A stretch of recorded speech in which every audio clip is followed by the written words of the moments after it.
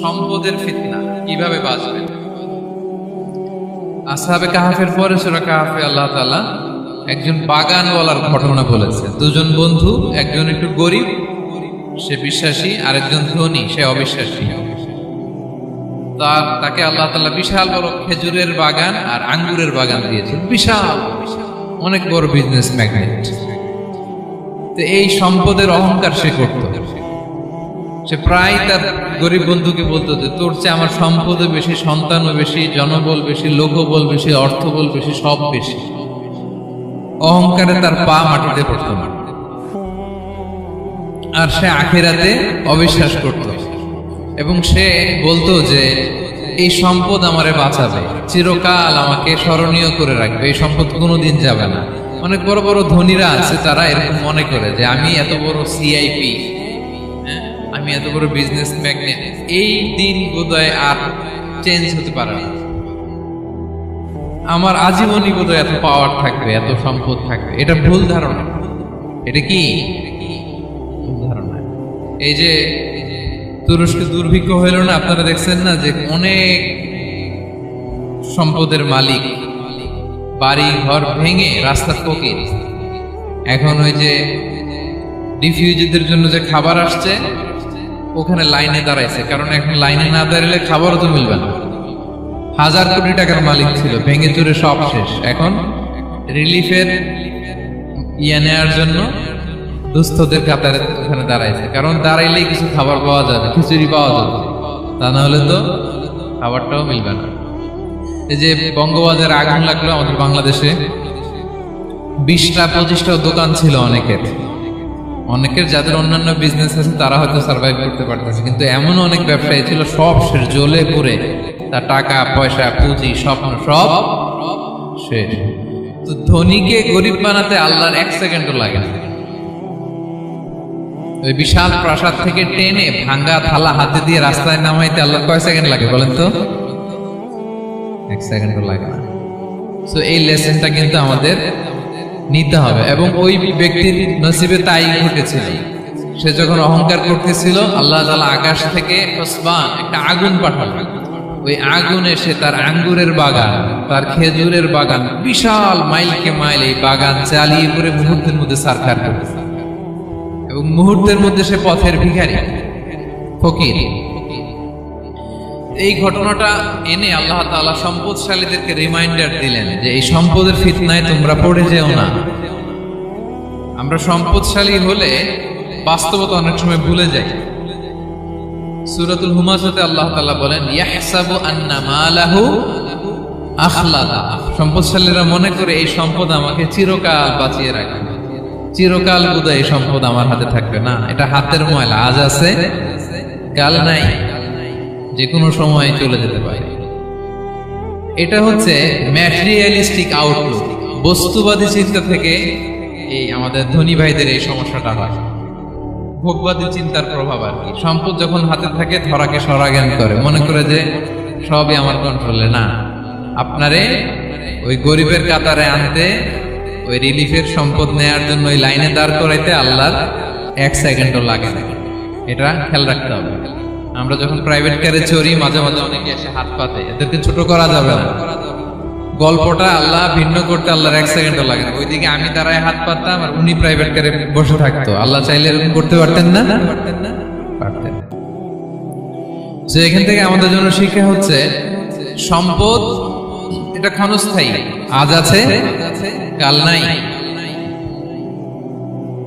এটা ক্ষণস্থায়ী, এটাকে এভারলাস্টিং মনে করা যাবে না।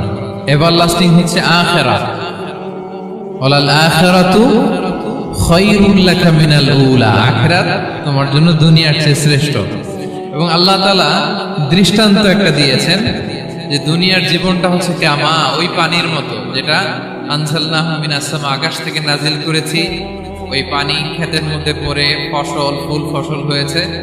এরপরে যখন ফসল কাটা হয়, ওই ক্ষেত খামার এগুলো তৃণলতা হয়ে যায়, ভুসির মতো হয়ে যায়। তখন বাতাসের ঝাপটায় একবার এদিকে যায়, একবার ওদিকে যায়। অনেক লম্বা উপমা, আমি সংক্ষেপে বললাম। তো শেষ আউটপুটটা হচ্ছে এটা, সম্পদ এটা মুহূর্তেই চলে যেতে পারে। সম্পদ উপার্জন জায়েজ আছে, মুসলিমরা সম্পদ উপার্জন করতে পারবে, কোনো অসুবিধা নাই। আপনি যদি ধনী হন এটা ভালো, ফলে আপনি যাকাত দিতে পারবেন, অসহায় দুস্থদের সহায়তা করতে পারবেন, কন্ট্রিবিউট করতে পারবেন। আপনি সম্পদ হাতের মুঠোয় নেবেন, কন্ট্রোল করবেন, কিন্তু এই দিকে স্থান দিবেন না, দ্যাটস ইট, তাহলেই হবে। আমরা সম্পদ কি করতে পারবো? উপার্জন করতে পারবো, কিন্তু হৃদয়ে স্থান দিতে পারবো না। হৃদয়ে স্থান থাকবে আখিরাতে। এই মাইন্ডসেট যদি আপনি গড়ে তোলেন, তাহলে সম্পদের ফিতনা আপনি কখনো করবেন না। এই পয়েন্টটা কি ক্লিয়ার সবার? ক্লিয়ার। 3 নাম্বার ফিতনা ছিল কিসের ফিতনা দেখি কে বলতে পারে? প্রথমটা হচ্ছে বিশ্বাস বা ঈমানের ফিতনা, 2 নাম্বার হচ্ছে সম্পদের ফিতনা, 3 নাম্বার জ্ঞানের ফিতনা। জ্ঞানেরও কিন্তু ইলমেরও একটা গরম আছে, যার ইলম আছে তার মধ্যে এই সমস্যাটা কাজ করে। সেটার জন্য আল্লাহ তাআলা মুসা আলাইহিস সালাম, খিজির আলাইহিস সালামের ঘটনা বলেন। আমি খুব সংক্ষেপে বলবো, সময় কম। মুসা আলাইহিস সালাম হচ্ছে বনি ইসরায়েলের নবী, আর খিজির আলাইহিস সালাম কেউ বলেছেন নবী, কেউ বলেছেন আল্লাহর ওলি। আসলে আরবিতে ওনার নাম খদির, আমরা বাংলায় বলি খিজির। খদির মানে সবুজ। উনি যে কোনো জায়গায় বসলে ওখানে মরা গাছ, লতা পাতা এগুলো সবুজ হয়ে যেত। অনুর্বর এলাকার উপর দিয়ে হেঁটে গেলে ওটা উর্বর হয়ে যেত। তো মুসা আলাইহিস সালাম একবার ওয়াজ করতেছেন এইভাবে বনি ইসরায়েলের সামনে, খুতবা দিচ্ছেন। হঠাৎ এক লোক দাঁড়ায় বলে, ইয়া নবী আল্লাহ, মান আ'লামু ফিল আরদ, বর্তমান পৃথিবীতে সবচেয়ে জ্ঞানী কে? মুসা আলাইহিস সালাম বলেন, ফাকালা আনা, আমি। কি বললেন? আসলে ভুল কিছু বলেন নাই, কারণ প্রত্যেক জামানার নবীকেই আল্লাহ তাআলা সবচেয়ে বেশি জ্ঞান দিয়ে পাঠান, কারণ তার কাছে ওহীর জ্ঞান আসে, অদৃশ্যের খবর আসে, ইলমুল গায়ব আসে। কিন্তু এই উত্তরটা আল্লাহ তাআলার পছন্দ হয় না। আল্লাহ তাআলা চাচ্ছিলেন মুসা যদি বলতো আল্লাহ তাআলাই জানে কি জ্ঞানী বা আল্লাহই সবচেয়ে জ্ঞানী, এরকম হলে ভালো হতো। কিন্তু মুসা আলাইহিস সালাম কি বলছে? আমি। এখন প্রশ্ন করলো, সবচেয়ে বড় জ্ঞানী কে? উনি কি বললেন? আমি। এই যে আমি এটাতে ঝামেলা আছে।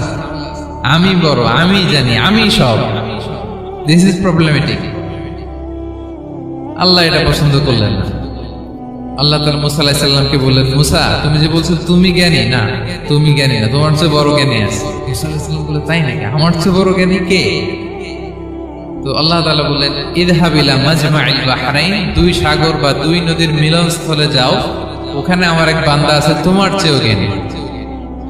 মুসা আলাইহিস সালাম বললেন, তাই নাকি? তো আল্লাহ, আমি কিভাবে চিনি উনি কোথায় থাকে, কিভাবে বুঝবো? আল্লাহ বললেন, একটা বড় মাছ নাও, এটাকে ফ্রাই করো, এটাকে ফ্রাই করে একটা ঝুড়ির ভেতরে নাও। যেখানে এই মাছটা সাগরে ঢুকে যাবে ওখানে আমার বান্দাকে পাবে। তো উনি ওনার সহযোগী ইউশা ইবনে নুনকে নিয়ে হাঁটতে লাগলেন। হাঁটতে হাঁটতে এক জায়গায় ক্লান্ত হয়ে পাথরের পাশে বিশ্রাম নিলেন। ওই পাথর থেকে আবার এক ধরনের পানি বের হয়, এই পানিটারে বলে আবে হায়াতের পানি, মাউল হায়াত, জীবন নদীর পানি। এই পানি কোনো মৃত প্রাণী বা বস্তুর গায়ে লাগলে ওটা জীবিত হয়ে যায়। তো ওনারা পাথরে হেলান দিয়ে বিশ্রাম নিচ্ছিলেন। ওই পানি ওই ফ্রাই করা মাছের গায়ে লাগার সাথে সাথে মাছ জীবিত হয়ে ঝুড়ি থেকে বের হয়ে সাগরে ঢুকে গেছে। ওনারা আর খেয়াল করেন না। এরপর আবার হাঁটতে লাগলেন। হাঁটতে হাঁটতে যখন ক্লান্ত শ্রান্ত, তখন বলে, এই ইউশা, আমাদের ওই মাছ, ফ্রাই মাছটা দাও, এখন খাই। ঝুড়ি খুলে দেখে মাছ নাই। মাছ গেল কোথায়? তখন ইউশা বলল, হয়তো আমরা যে পাথরের ওখানে বিশ্রাম নিয়েছিলাম ওখানে আমরা মিসিং, ওখানে হারাই ফেলছি। চলো চলো, আরে ওদিকে তো যেতে হবে আমাদের। উনি গেলেন, যে দেখে মাছ যে জীবিত হয়ে বালুর এদিকে নাড়াচাড়া করতে করতে সাগরে ঢুকে গেছে, ওখানে দাগ আছে। মুসা আলাইহিস সালাম ঢুকলেন সুরঙ্গ, ঢুকে দেখে চাদর গায়ে দিয়ে এক লোক শুয়ে আছে। সালাম দিলেন, আসসালামু আলাইকুম। ওই লোক চাদর আর সরায় না, ভিতর থেকে বলতেছে, ওয়ালাইকুম আসসালাম। তো চাদরের ভিতর থেকে উনি বলে, মানান, তুমি কে? মুসা আলাইহিস সালাম বললেন, আনা মুসা, আমি মুসা। উনি বলেন, মুসা বনি ইসরাইল, বনি ইসরাইলের মুসা? বললেন, হ্যাঁ। কেন এসেছো? এবার চাদর খুললেন। বলতেছে, আপনার কাছ থেকে কিছু শিখতে আসছি। আল্লাহ বলছে, আপনি নাকি সবচেয়ে বড় জ্ঞানী। আমি ভুল করে বলে ফেলছিলাম আমি, আল্লাহ বলছেন যে আপনি নাকি জ্ঞানী। বলতেছে, না, তুমি আমার জ্ঞান নিতে পারবা না, ওই ধৈর্য শক্তি তোমার নাই। মুসা আলাইহিস সালাম বললেন যে আপনি যে কোনো শর্তে আমাকে একটু রাখেন কয়েকদিন আপনার সাথে, আমি রাজি। বললেন না, তুমি পারবা না। মুসা আলাইহিস সালাম জোর করতে লাগলেন। অবশেষে খিদির আলাইহিস সালাম রাজি হলেন। বললেন শর্ত হচ্ছে আমি যাই করি আর না করি আমাকে কোনো প্রশ্ন করা যাবে না। মুসা আলাইহিস সালাম বললেন ওকে। সফর শুরু হলো। সামনে নদী, এক লোক তাদের নৌকা দিয়ে নদী পার করায় দিল। নদী পারাপারের পর খিজির আলাইহিস সালাম লাঠি দিয়ে নৌকার তলাটা ছিদ্র করে দিলেন। মুসা আলাইহিস সালাম বললেন ইন্না লিল্লাহি, এটা আপনি কি করলেন?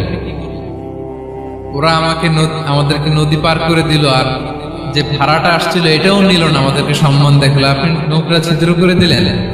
খিজির আলাইহিস সালাম বলছে, এই যে আমি বলছিলাম না তুমি ধৈর্য ধারণ করতে পারবো না, যাও তোমার রাস্তায় তুমি আমার রাস্তায়। মুসা আলাইহিস সালাম আবার ক্ষমা চাচ্ছেন যে আপনি আমার ক্ষমা করেন, আমি তো ভুলে গেছি, আর প্রশ্ন করবেন না।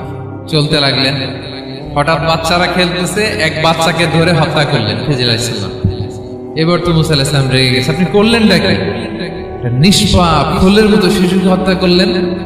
খিজির আলাইহিস সালাম বলে, এই যে আমি জানতাম যে তুমি ধৈর্য ধারণ করতে পারবে না, তোমার রাস্তা এক, আমার রাস্তা এক, যাও। এবার মুসা আলাইহিস সালাম করজোর করতেছে যে this is the last chance, একটা ফাইনাল চান্স দেন, একটা সুযোগ দেন, আর আমি প্রশ্ন করব না, এটাই লাস্ট। বললেন ওকে ঠিক আছে। হাঁটতে হাঁটতে এক ইহুদি বসতির সামনে যে হাজির, দুজনই খুব ক্ষুধার্ত, খাবার চাইলো, এরা আবার কৃপণ, খাবার দিল না। তো খিজির আলাইহিস সালাম বললেন ঠিক আছে, খাবার যেটা দিচ্ছেন আমরা চলে যাই। যাওয়ার পথে দেখতেছে এই এলাকার একটা দেয়াল ভেঙে পড়ে যাবে। উনি বললেন মুসা চলো এটা ঠিক করে দেই। দুইজন মিলে প্রচন্ড ক্ষুধায় এটা সেটা এনে দেয়ালটা তৈরি করতেছে। মুসা আলাইহিস সালাম তো এমনি রাগী, পেটে আবার ক্ষুধা, আবার বলছে কিছু বলাও যাবে না। তিনি এবার আর প্রশ্ন করেন, বলতেছে ওরা এত কিপটামি করলো আর আপনি এটা করে দিলেন, আপনি তো চাইলে এটা টাকা নিতে পারতেন, পারিশ্রমিক নিতে পারতেন চাইলে। এই কথা বলার পর খিজির আলাইহিস সালাম বললেন হাযা ফিরাকু বাইনি ওয়া বাইনি, এখানেই তোমার আর আমার সেপারেশন, আর সামনে আগানো যাবে না, তোমার কোনো ধৈর্যই নেই। তো এতটুকু তোমাকে আমি বলি যে আমি একটাও আল্লাহর আদেশ ছাড়া করি নাই, আল্লাহর আদেশে আমি করেছি। কি? এক নম্বর হচ্ছে ওই যে আমাদের ভাড়া নিতে চাইলো না, আমাদেরকে পার করে দিল, নৌকাটা ছিদ্র করেছে কারণ এই এলাকায় একজন জালিম বাদশা আছে, সে নৌকা পেলেই গরিব মাঝিদের নৌকা সিজ করে নিয়ে যায়। এটাকে যখন তলায় ছিদ্র করে দিছি, এই রাজার লোকেরা এসে দেখবে যে এটা তলা ছিদ্র, পানি ঢুকতেছে, এটা আর নিবে না, ওরা পরে সামহাও এটা রিপেয়ার করে চালাইতে পারবে। মুসা আলাইহিস সালাম বলে সুবহানাল্লাহ, তাই তো, এটা তো আমি বুঝতে পারি নাই।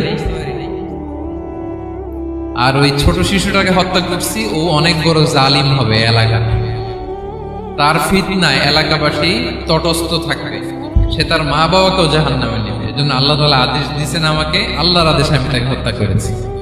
মুসা আলাইহিস সালাম বললেন তাই তো, এটা তো অনেক ভালো কাজ করছেন। তাইলে বলতেছে তাহলে ওইটা বলেন, খাবারও দিল না, এত কৃপণ, এদের দেয়াল কেন ঠিক করতে গেলেন আপনি?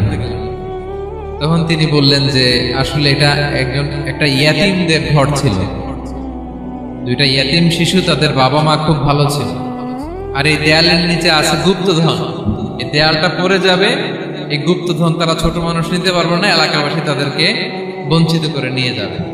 আমি দেয়াল গড়ে দিলাম যাতে করে তারা যখন প্রাপ্তবয়স্ক হয় নিজেদের সম্পদ নিজেরা বুঝে নিতে পারে। সুবহানাল্লাহ বিহামদিহি। মুসা আলাইহিস সালাম বলে তাই তো, এগুলো তো আমি বুঝতে পারি নাই। তো এই ছিল খুব সংক্ষিপ্ত পরিসরে মুসা আলাইহিস সালাম খিজির আলাইহিস সালামের ঘটনা। তো রাসূল সাল্লাল্লাহু আলাইহি ওয়াসাল্লাম বুখারীতে একটা চমৎকার কথা বলেছেন, তিনি বলেছিলেন ওয়াদিদনা আন্না মুসা সাবার হাত্তা ইয়াকাসা আলাইনা মিন আমরিহি। রাসূল সাল্লাল্লাহু আলাইহি ওয়াসাল্লাম বলেছিলেন ইস, আমার ভাই মুসা যদি আরেকটু ধৈর্য ধরতো তাহলে আরো কিছু অজানা তথ্য আমরা জানতে পারতাম। এখান থেকে, এই ঘটনা থেকে আমরা কি শিখলাম? প্রথম যেটা আমরা শিখলাম, জ্ঞান নিয়ে বড়াই করতে, ঠিক কিনা? জানার কোনো শেষ নেই, জাননেওয়ালার উপরও জাননেওয়ালা আছে, জ্ঞানীর উপরও জ্ঞানী আছে। আপনি কিছু জেনেই মনে করবেন না আমি সব জানি, আপনার চাইতেও বেশি জ্ঞানী অনেকে আছে। অনেক সময় বক্তার চাইতেও শ্রোতারা অনেক জ্ঞানী। হয়তো এখানে এমন অনেক জ্ঞানী লোক আছে যার ধারে কাছেও আমরা কেউ নেই, হতে পারে। সো আমি সব জানি, এটা ভুল, এটা শয়তান বলে। এটা কে বলে? শয়তান বলে।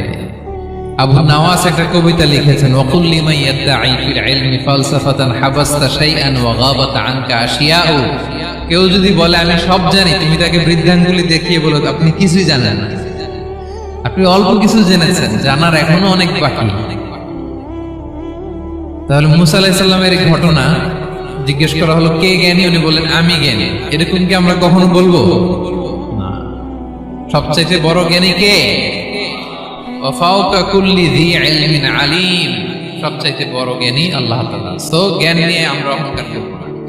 2 নম্বর যে শিক্ষাটা আমরা পাই, ওই যে নৌকা দিয়ে পারাপার হচ্ছিল, তখন একটা চড়ুই পাখি এসে সাগরের মধ্যে মুখ দিয়েছিল। তো খিজির আলাইহিস সালাম বললেন, মুসা তুমি কি চড়ুই পাখিটা দেখতে পাচ্ছ?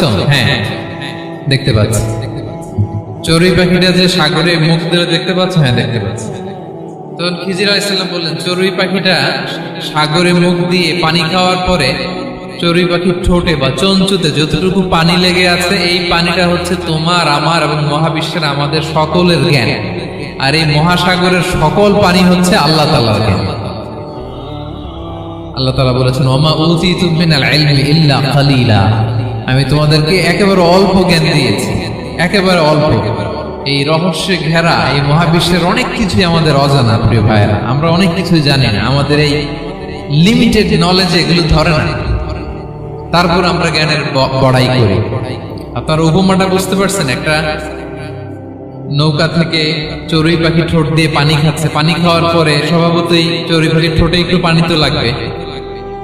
খিজির বললেন যে এই পানিটা হচ্ছে তোমার, আমার, পৃথিবীর সবার জ্ঞান। আর এই সাগরের বাকি পানিগুলো কার জ্ঞান? এবার বুঝতে পারছেন আল্লাহ তাআলার জ্ঞানের পরিধি। আমরা জ্ঞান নিয়ে যেন কখনো কি না করি, বড়াই না করি। জ্ঞান 2 ধরনের, একটা বাহ্যিক জ্ঞান, একটা অন্তর্নিহিত জ্ঞান। External knowledge, internal knowledge. আমরা যখন কোরআন হাদিস পড়ি আমাদের বাহ্যিক জ্ঞান অর্জন হয়। কোরআন হাদিস পড়লে আপনি জ্ঞানী হয়ে যান। এটা কোরআন হাদিস পড়তে হয়, এটা ডাইজেস্ট করতে হয়, এটার উপর আমল করতে হয়। এই জ্ঞান অর্জন শেষে এরপরে আল্লাহর প্রিয় বান্দাদেরকে আল্লাহ অন্তরে ইলমের নূর দেন, ইলহাম দেন। That is the knowledge, that is the pure knowledge. আপনি হাফেজে কোরআন হয়ে ভাবেন না আপনি সব জানেন, আপনি বুখারী মুখস্থ করে ভাবেন না সব জানেন। এই সব জ্ঞান অর্জন করার পরে ইলমের নূর হাসিল হয়, সেটা আল্লাহ সবারে দেয় না। সো এই অন্তর্নিহিত জ্ঞান, দূরদৃষ্টি, farsightedness, that is the pure knowledge. এটার জন্য বছরের পর বছর, যুগের পর যুগ সাধনা করতে হয়। সেটার জন্য এই জ্ঞান অর্জনের জন্য 3টা জিনিস করতে হয় ইলমের নূর অর্জনের জন্য। কয়টা? 1 হচ্ছে বিনয়, 2 হচ্ছে সফর, 3 হচ্ছে সবর। আবার বলি, 1 হচ্ছে বিনয়, 2 হচ্ছে সফর, 3 হচ্ছে সবর। আল্লাহ তাআলা আল্লাহর নবীকে তাওরাত দেওয়ার পরেও আরো ট্রেনিং সেশন করাইছেন খিজির আলাইহিস সালামের কাছে, যে যাও ওনার কাছে গেলে তুমি ছোট হবা, নত হবা। জ্ঞান যদি আমি নিতে চাই আমাকে ছোট হইতে হবে। ধরেন একটা গ্লাস থেকে একটা খালি গ্লাসে পানি ঢালবো, তো যেটাতে নেওয়া হবে এটা উপরে থাকলে হবে? যেই গ্লাসটার মধ্যে পানি আছে এটা উপরে থাকবে, ওইটা ব্ল্যাঙ্ক গ্লাসের মধ্যে পড়বে। আপনি নলেজ, ইলম নিতে চাইলে আপনাকে নিচে থাকতে হবে, উনি উপরে থাকবে। আপনার শায়েখ আপনাকে দিবে, আপনার উস্তাদ আপনাকে দিবে, আপনার মুর্শিদ আপনাকে দিবে। বুঝতে পেরেছেন? তাহলে আমাদেরকে হাম্বলনেস লাগবে, শিখতে হইলে হাম্বল হইতে হয়, বিনয়ী হইতে হয়। আচ্ছা, 2 নাম্বার সফর করতে হয়। এটা আল্লাহ মুসা আলাইহিস সালামকে দিয়ে করাইছেন, যাও পিছে পিছে উস্তাদের পিছে পিছে ঘুরো। তো এই জন্য সফর করতে হয়। এখন ঘরে বসে অনেক কিছু জানা গেল, উস্তাদের সান্নিধ্য লাগে, সফর করতে হয়। আমাদের ক্লাসিক আলেমরা হাদিস কালেকশনের জন্য শহরকে শহর সফর করতেন। এখন আমাদের আলেমরা দেওবন্দে যায়, মিশরে যায়, মদিনায় যায়। এখানকার মালয়েশিয়ান স্টুডেন্টরা দেশে বিদেশে যে নলেজ অর্জন করে। সফর আপনাকে লাগবে। তাহলে বিনয়, সফর, 3 নম্বরে কি? সবর। ধৈর্যশীল হইতে হবে। দেখেন মুসা আলাইহিস সালাম বারবার প্রশ্ন করে ফেলতেছেন, বারবার ওয়াদা ভঙ্গ করতেছেন। এরকম করলে হবে না, ধৈর্য লাগবে। ধৈর্যের বলে বলিয়ান হলে তখনই আপনার মধ্যে ইলম আসবে। তাহলে জ্ঞানের ফিতনায় পড়ার আর আমাদের কোনো সম্ভাবনা আছে? আমরা বিনয়ী হব, আমরা জ্ঞান আল্লাহর দিকে ফিরাই দেব, আমরা বলবো উনি সবচেয়ে ভালো জানেন। পারা যাবে তো ইনশাআল্লাহ? আচ্ছা, আমি একেবারে শেষ পর্যায়ে চলে আসছি, 2 মিনিটের মধ্যে শেষ করে দিচ্ছি। 3 নাম্বার ছিল কিসের ফিতনা? 4 নাম্বার ক্ষমতার ফিতনা। এই ফিতনা থেকে বাঁচার জন্য সর্বশেষ আল্লাহ তাআলা যুলকারনাইনের ঘটনা বলেছেন। অনেক বড় বাদশা ছিলেন, পৃথিবীতে 4 জন বাদশা গোটা বিশ্ব শাসন করেছেন। 2 জন কাফির, 2 জন মুমিন। কাফির একজন হচ্ছে নমরুদ, যিনি ইব্রাহিম আলাইহিস সালামকে আগুনে ফেলেছিলেন। আরেকজন হচ্ছে বখতে নাসার, যাকে ইংরেজিতে বলে নেবুচারনেজার দ্য সেকেন্ড, দ্বিতীয় নেবুচারনেজার। তারা কোনো নির্দিষ্ট এরিয়ার বাউন্ডারির বাদশা না, গোটা বিশ্বের বাদশা ছিলেন। এই 2 জন কাফির। আর 2 জন বাদশা ছিলেন গোটা বিশ্বকে শাসন করেছেন, তারা ছিলেন মুমিন। একজন হচ্ছে সুলাইমান আলাইহিস সালাম, আল্লাহর নবী।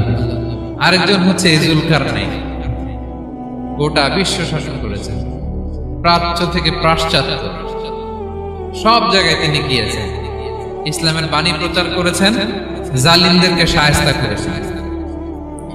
তো এরকম দিক বিদিক তিনি জয় করতেছিলেন। অনেকে যুলকারনাইনকে আলেকজান্ডার দ্য গ্রেটের সাথে গুলিয়ে ফেলে না।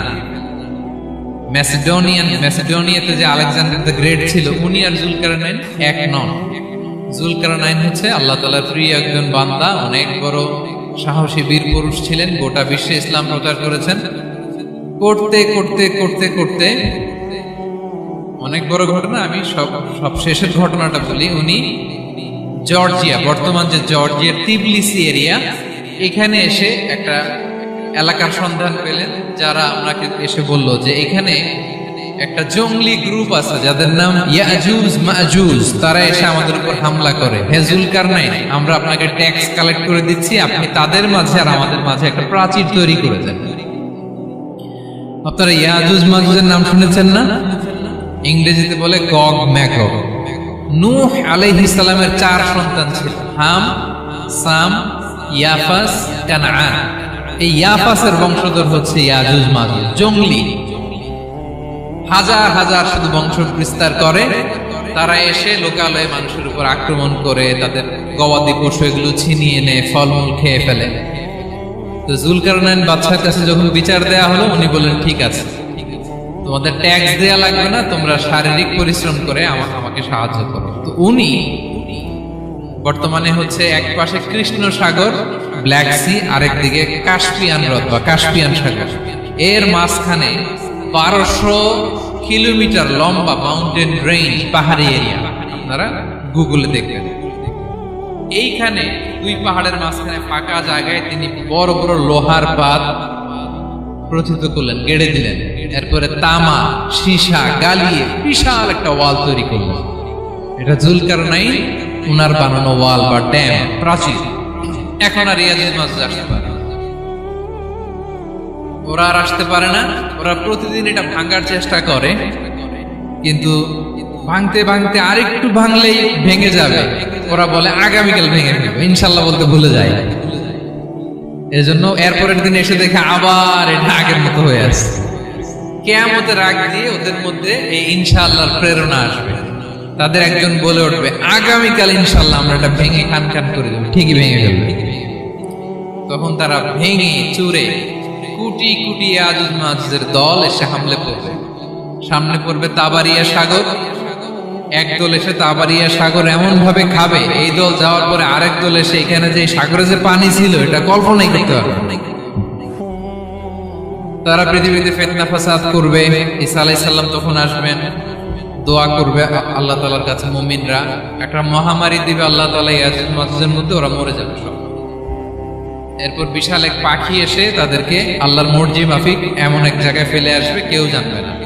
তো তারা যে পচে গলে মাটির সাথে মিশেছিল, এই গলিত লাশ থেকে মাটি খুব উর্বর হয়ে যাবে।